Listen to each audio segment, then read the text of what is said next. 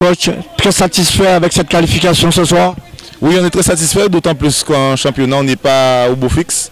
Donc c'est vrai que cette victoire cet après-midi nous permet non seulement de souffler aussi par rapport à nos mauvais résultats, notre mauvais début de saison en championnat, mais aussi d'emmagasiner un capital confiance, on espère, pour la deuxième partie du championnat.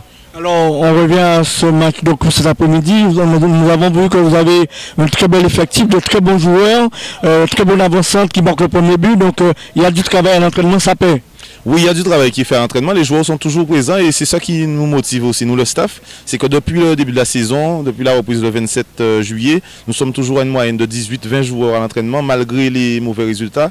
Donc ce sont des petits détails qu'il faut corriger. Il y a aussi un manque d'expérience à certains postes. Mais là, c'est en train de payer puisque les joueurs sont motivés, ils sont présents à l'entraînement, donc ça ne peut que payer, on l'espère. Avant de nous quitter, on oublie la Dame Coupe, on revient au championnat. Votre objectif cette saison, même si vous êtes l'avant-dernier dans le classement, l'objectif c'est quoi pour cette saison?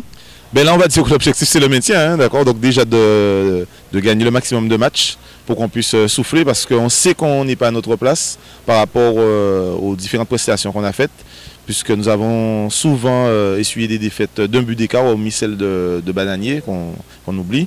Mais toutes nos défaites, elles sont d'un but d'écart. Donc ça veut dire qu'à chaque fois, ça se joue à très peu de choses. Merci et bonne chance pour la suite.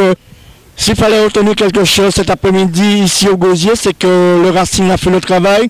Les joueurs de Rudy Chalcou sont passés à côté de la rencontre. Ils perdent 2-0, donc ils ne pourront pas poursuivre dans cette compétition de Coupe de la Guadeloupe alors qu'ils étaient finalistes l'an dernier.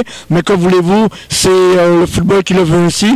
Les joueurs du Cactus, comme le disait Onisian, doivent se remettre au travail plus sérieusement pour la deuxième partie du championnat, puisque le championnat n'est pas terminé, même si le Cactus caracole en tête de ce championnat de promotion. Voilà ce qu'il fallait retenir ici concernant cette rencontre entre le Cactus et le Racing. Je le répète, victoire du Racing 2-0 ici en Terre-aux-Îles.